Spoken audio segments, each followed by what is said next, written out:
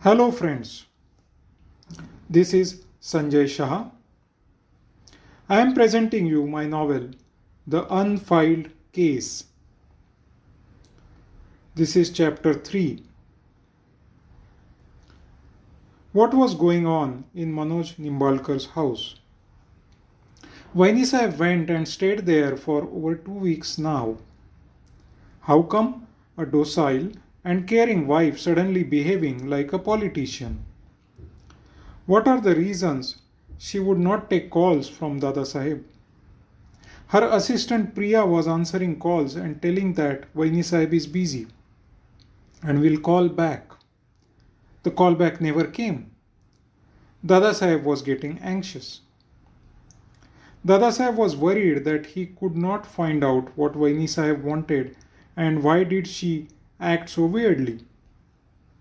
He was angry that she was not responding to his calls in the last few days, and lastly, he was frustrated that Ramesh Chandra Deshmukh had to call him and tell him to put lead on media news and rumors. Dadasaheb was a very likable figure. Approaching 78 years of age, he had mastered the art of politics. He had built his empire one step at a time. He was a school teacher who was inspired by the call by veteran leaders for the entry of clean people in politics. This was about 35 years back. He left his job and became a member of local village panchayat in the first election. And then his journey continued. His idea of joining Rao Saheb when he formed a new party also played out very well. In the new party, he got responsibilities early. His political moves were faster, and he became a political clout in Democratic People's Party. If he had stayed back with the original party, then perhaps he would have had to stay long to get his chances, and it was a crowded party.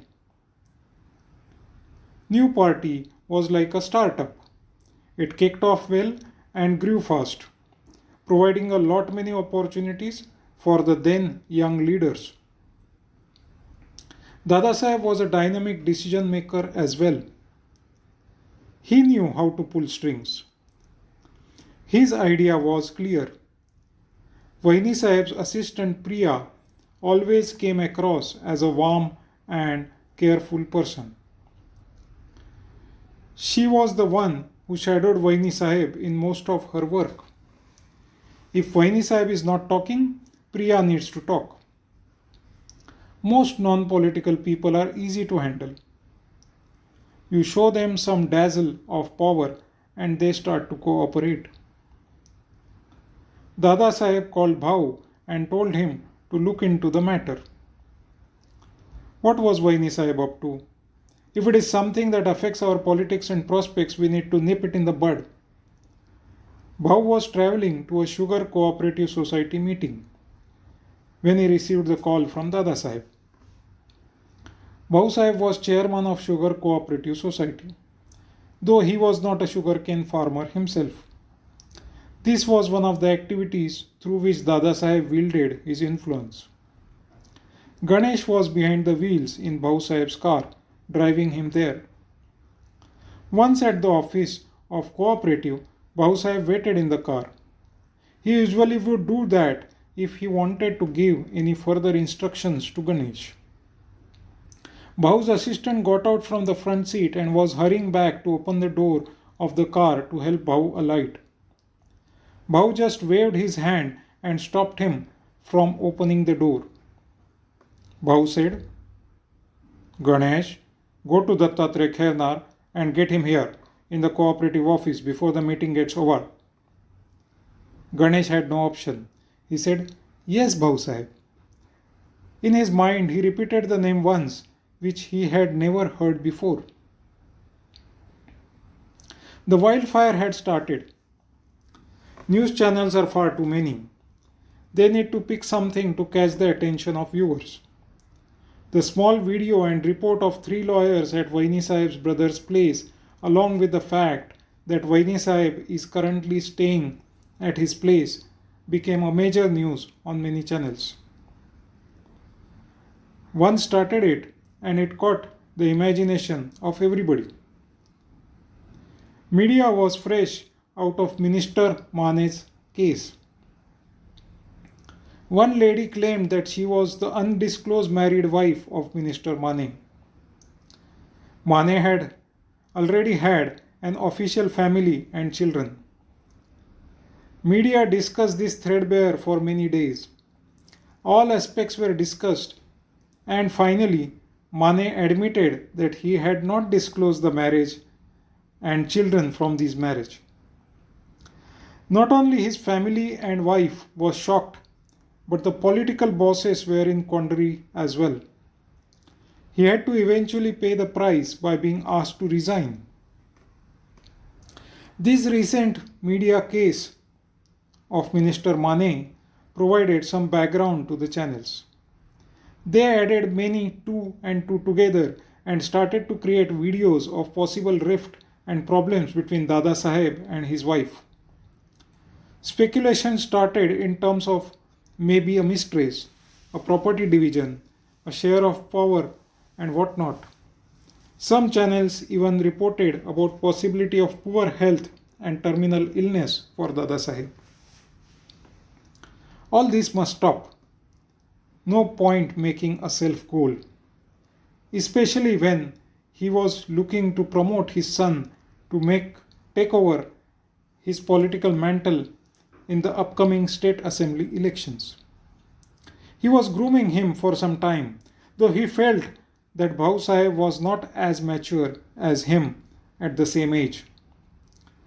At his age, Dada had already jumped in Rao Saheb's Democratic People's Party and had started climbing up the ladder.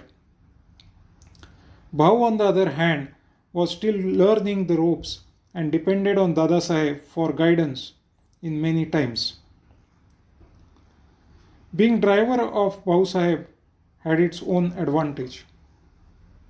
Ganesh could quickly convince Dattatreya that Bhau needs to meet him urgently. He got him seated in the car in the front seat and started back at Sugar Cooperative's office.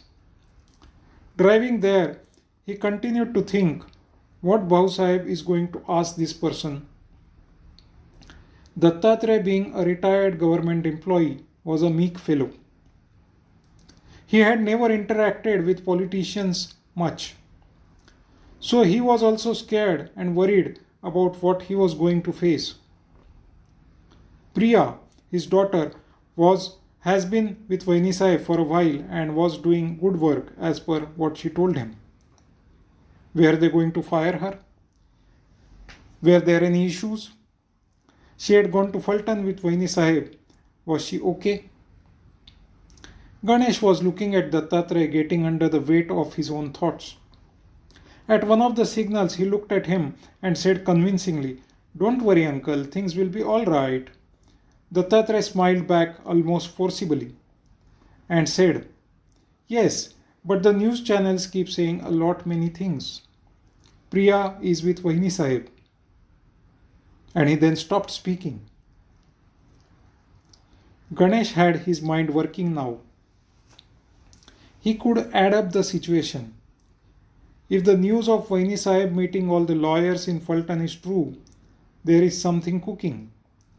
He remembered seeing those clauses of manslaughter and culpable homicide from papers he got back from Kale Vakil. He was not sure he should be telling Vahinisaheb that he read the papers, which he was not supposed to. If not, can he at least talk about visit to Kale Vakil with Vahinisaheb, as it may provide some hint into what was going on? Ganesh was in two minds. Being in two minds is a funny thing. That's end of chapter 3.